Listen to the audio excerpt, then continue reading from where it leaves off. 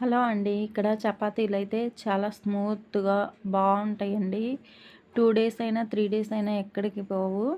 గట్టిగా కాకుండా చాలా మెత్తగొస్తాయి. పిల్లలు గూడా చాలా ఇష్టంగా తింటారు. ముందుగా గోధుమ పిండయితే వేసుకోండి.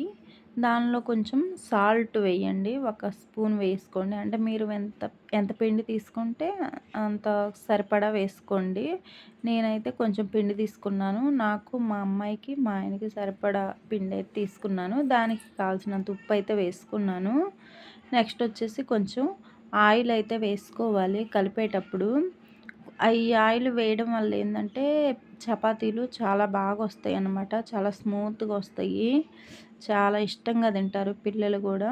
అలా కలుపుకున్నాక ఇలా ముద్దగా అయితే చేసుకోండి. మరీ ఎక్కువ నీళ్లు పోసి కాదు. బాగా వస్తది.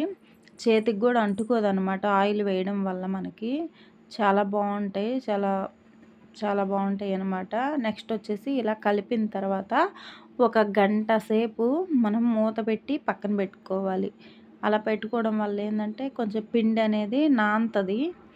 ఆయిల్ వేసాం గదా! ఇంకా నీళ్ళేసి కలిపేసాం కాబట్టి బాగా నానిద్దనమాట పిండి. అలా నానితే ఏందంటే చాలా బాగొస్తాయనమాట. ఇలా మూత పెట్టి పక్కన ఉంచుకోవాలి. చూసారా నా చెయ్యికి గూడా ఏం అంటుకోలేదనమాట పిండి. చాలా బావుంది. ఇక్కడైతే చేతులు కడిగేసుకుంటున్నాను. నెక్స్ట్ వచ్చేసి మా అమ్మాయి వచ్చి చపాతీలనేది మా అమ్మాయి నేను రుద్దుతానమ్మా అని వచ్చిందనమాట. వద్దురా నువ్వు స్కూల్‌కెళ్ళాలి అంటే, లేదమ్మా నేనే చేస్తానని చెప్పి వచ్చి రుద్దుతుందనమాట. ఓకేనా? చూడండి ఎలా రుద్దుతుందో. నేను రుద్దుతానని వచ్చిందనమాట. మా అమ్మాయికి కూడా చాలా బాగా వస్తున్నాయి చపాతీలు.